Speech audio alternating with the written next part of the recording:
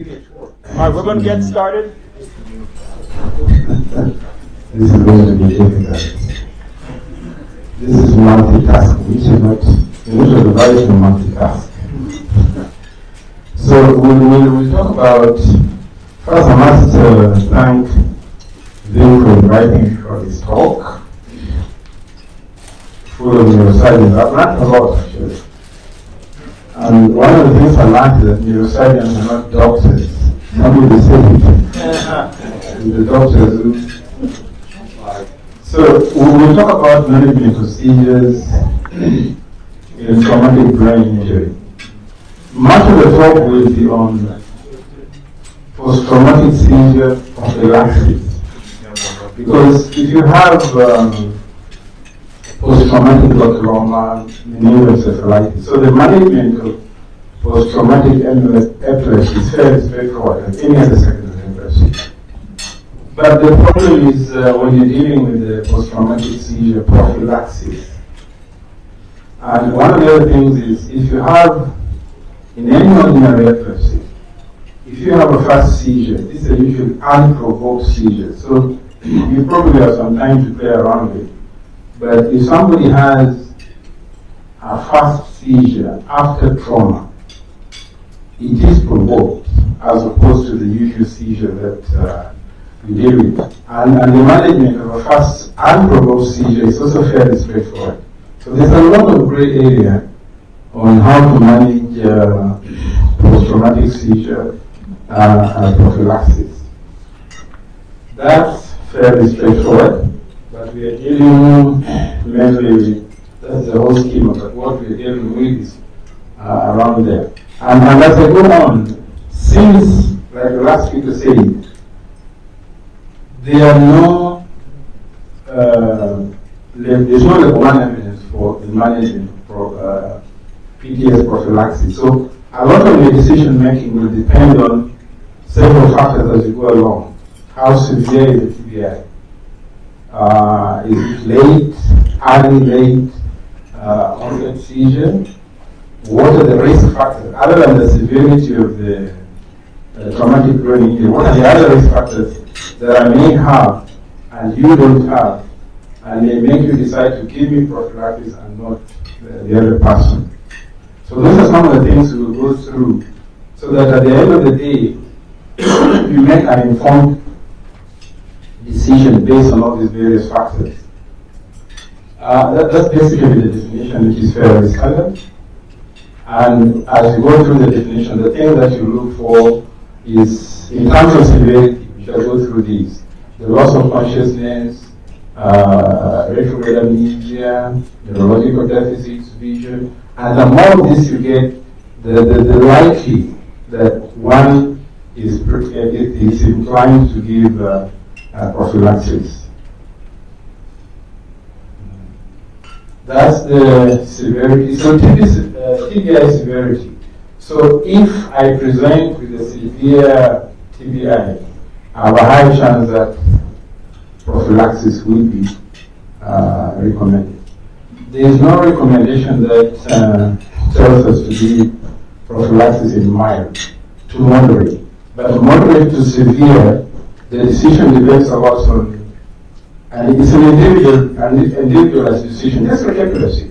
Even in the ordinary epilepsy, the management is very individualized. You cannot have a one-size-fits-all. So TB severity is one of the factors you look at. TBI severity is one of the factors you look at. There are also CT classifications.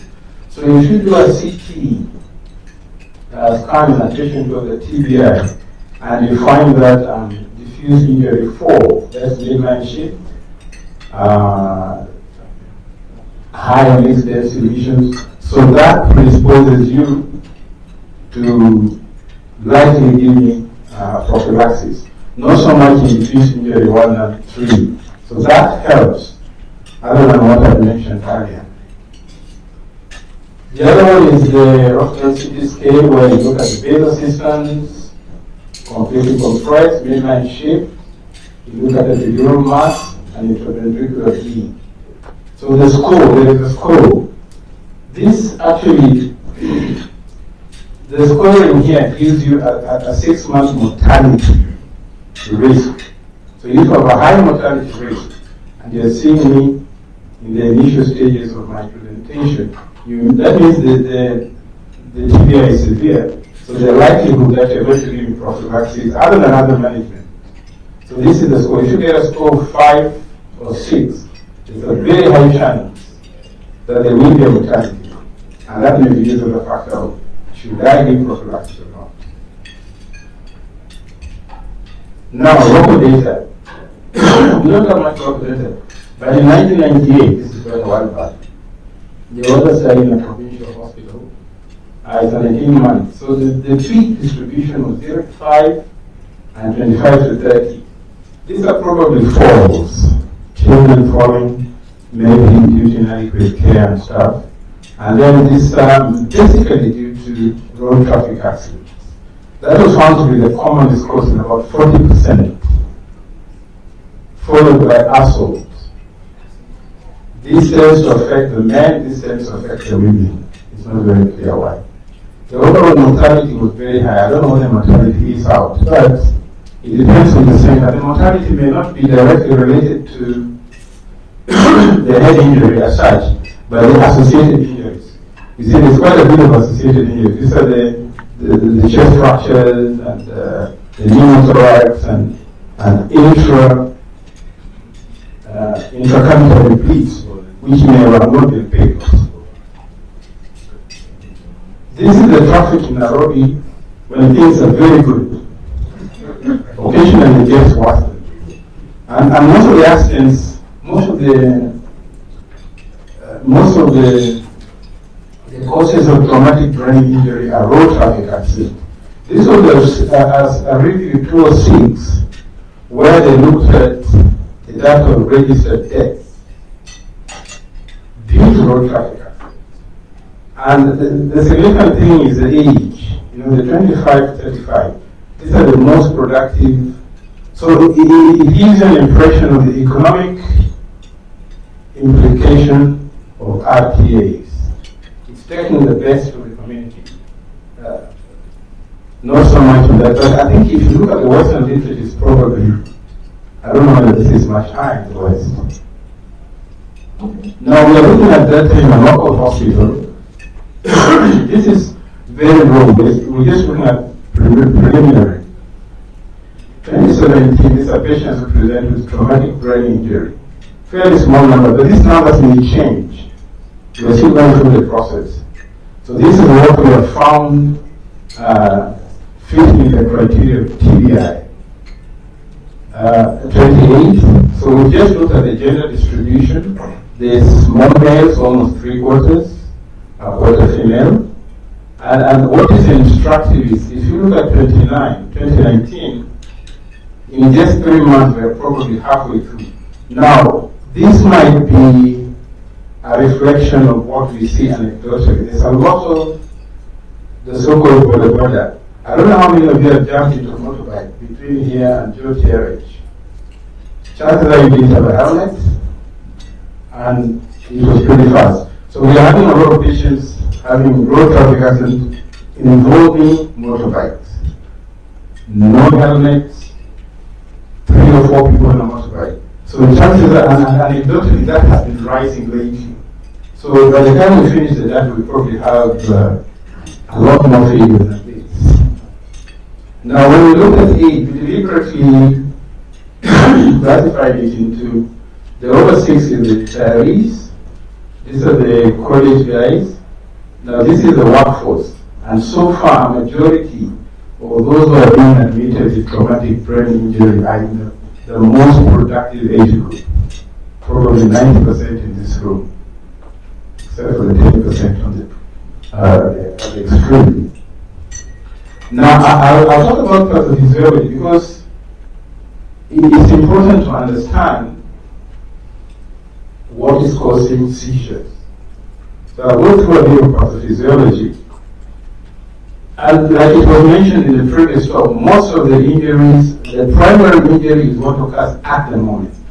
And then you have secondary injuries that occurs much later.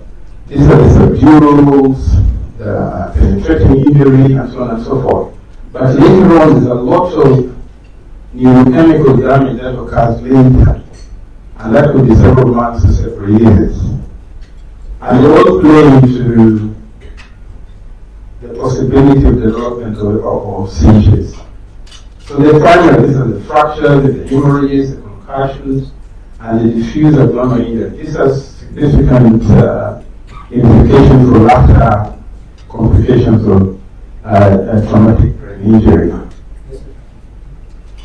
This is a patient we had with a linear fracture. This chap fell off a construction site about 3 floors and had significant, this is a bleed in the middle. Now this is a patient who had an accident, was sitting in front but didn't have a belt. So when he had the accident, he smashed the dashboard. And you see there's a lot of frontal lobe contusion. If you did an MRI in this patient, probably 6 months down the road, there'll be a lot of tissue injury.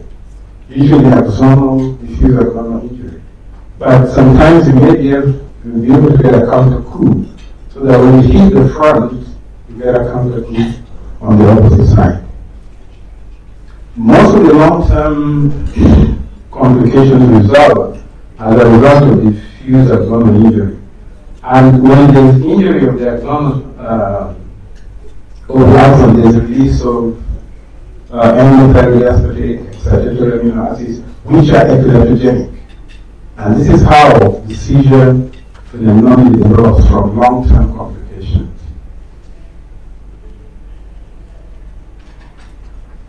So secondary injury, like I was saying, there's a lot of excitatory amino acids, and these are all epileptogenic stuff. These are released later on, within days to weeks. And other than the bleed I had, other than the penetrating injury I had, other than the immediate cerebral edema I had, these are some of the reasons that make me become more susceptible to seizure phenomena. And when you do a CT scan, you get this kind of, in fact, the CT scan may miss it. Most of the time, the diffuse abdominal injury may be missed on the CT scan. But if you do an MRI, you're likely to see a lot more of these, and they tend to be pericallosal. And there's pathological grading, grade 1, 2, and 3. And that probably gives you more epileptogenesis because the pedal lobes are closer to the brainstem, closer to the temporal lobes, so you tend to get into temporal sclerosis later on in time. That probably is talked about.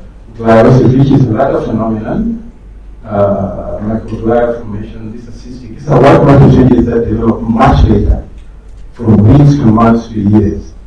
And these are some of the reasons where you get delayed post-traumatic seizures and then post-traumatic epilepsy. So, post-traumatic seizure, there is immediate, which is within the first 24 hours, early within the 7 days, and late, which is usually after 7 days. And the management is different. And the guidelines for various levels we are going to see through. But so when you have a patient, it's important to classify the patient into early, immediate, and late in terms of either prognostication and management processes. The demographics, these are Western figures. 2% among all patients is PTSD medical, 2% will develop PTS. 8.5% will be from those in moderate, 12% from severe. But this is if you go by the clinical picture. But if you do an EEG, you're likely to take more of the silent seizures, the so-called silent seizures, non-convulsive seizures. You're likely to take more of that if you do EEG rather than just the clinical phenomenology.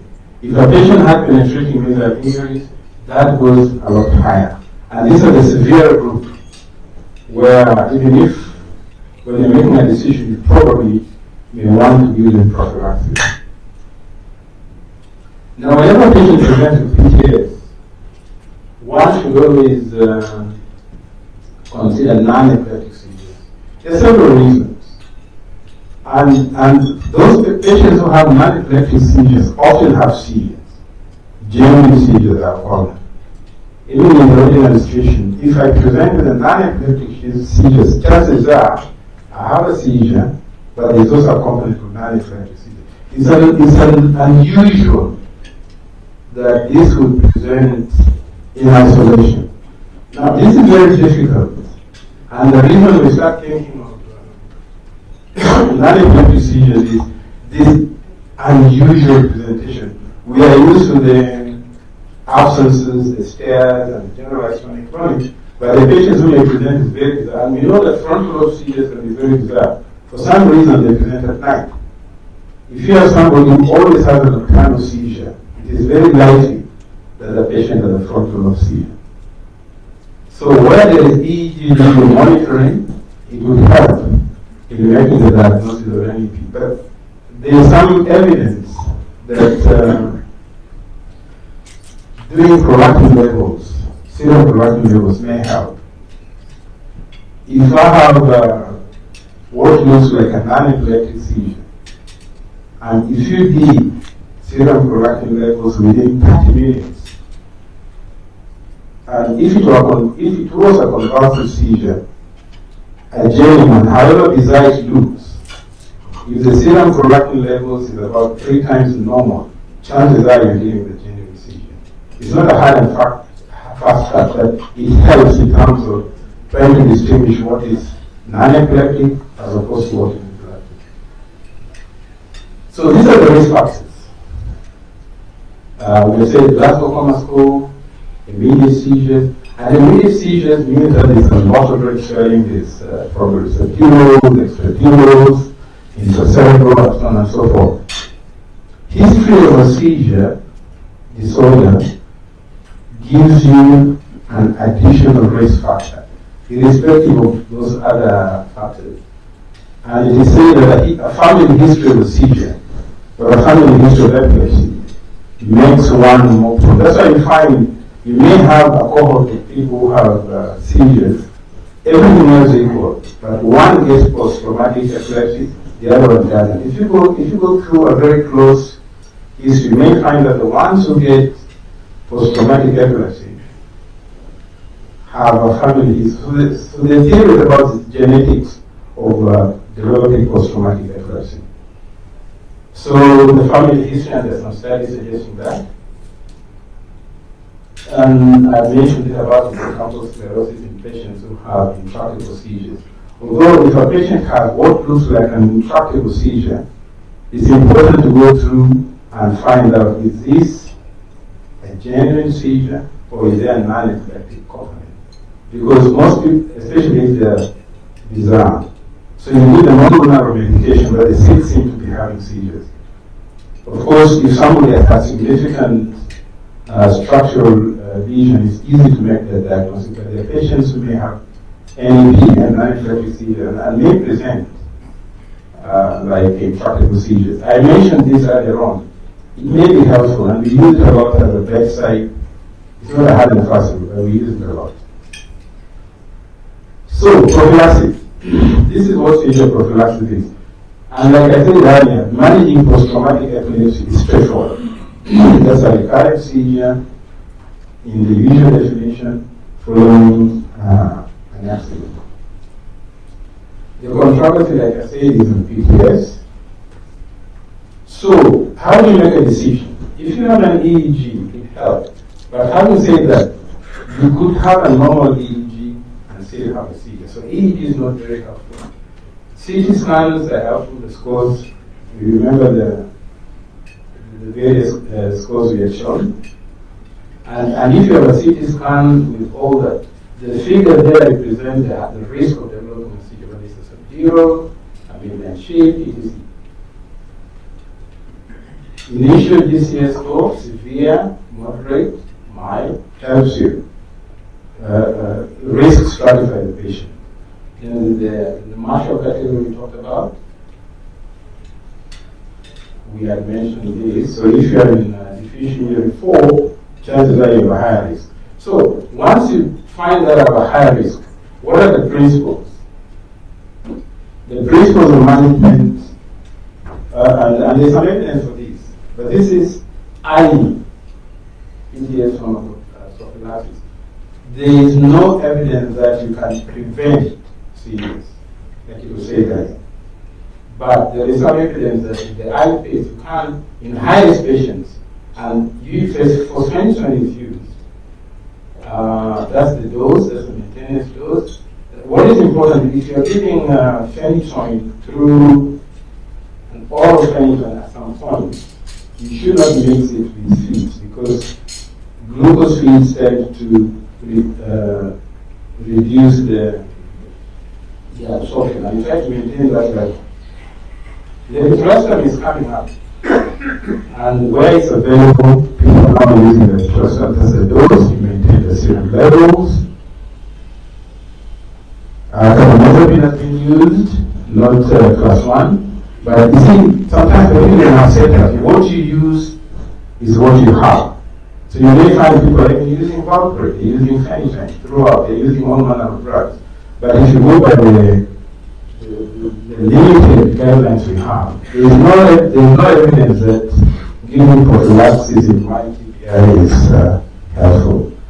How do you continue? When do you discontinue? This is a very difficult problem, because even in ordinary epilepsy, some people feel so comfortable not having a seizure for 2 years. This is in the ordinary situation. So you want to stop their anticonvulsants, and they're fighting. I would rather do medication. I don't like taking one pill once in the evening. I don't want to have a seizure in the boardroom. The same thing happens with posture. So sometimes you have to sit down with the patient, give them the risk of the drugs, and vis-a-vis the risk, you stratify them with a possible risk of a second or a third seizure in the stop.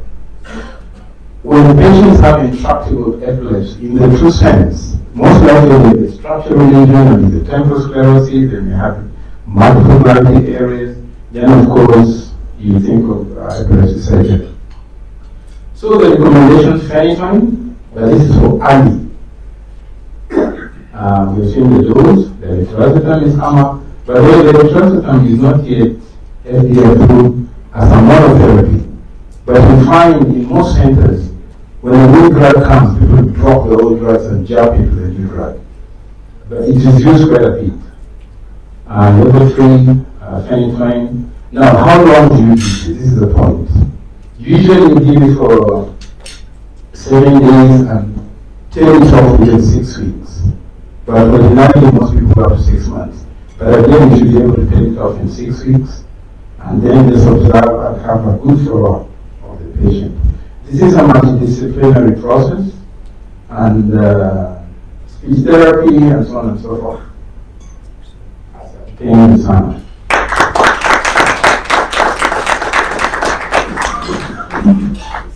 Just a quick question for you, Dr. Jowi. How many neurologists are in Kisumu and then also in Kenya?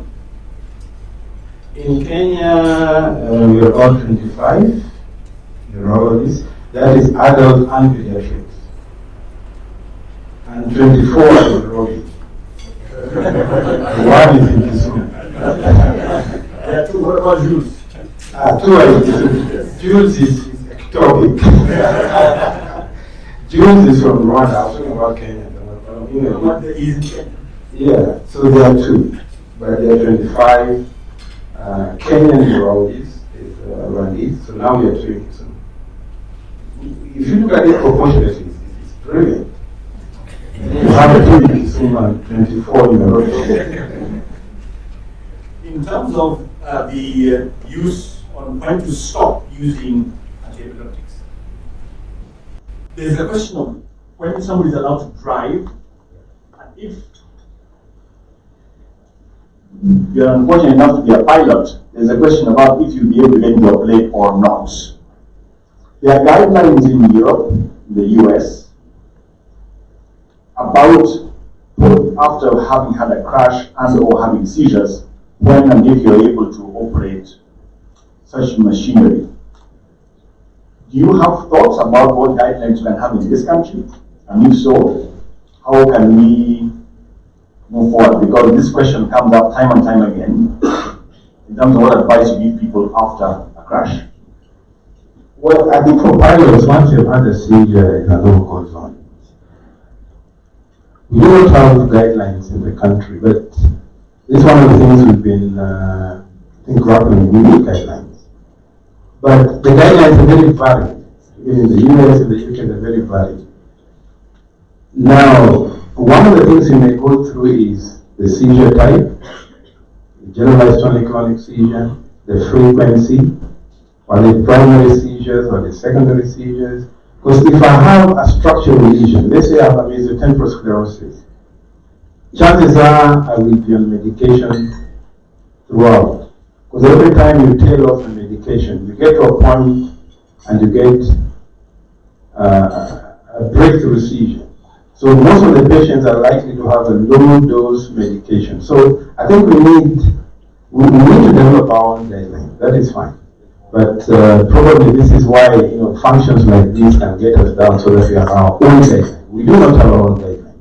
But even if you look at guidelines in the UK, the US, etc., different states have slightly variable guidelines.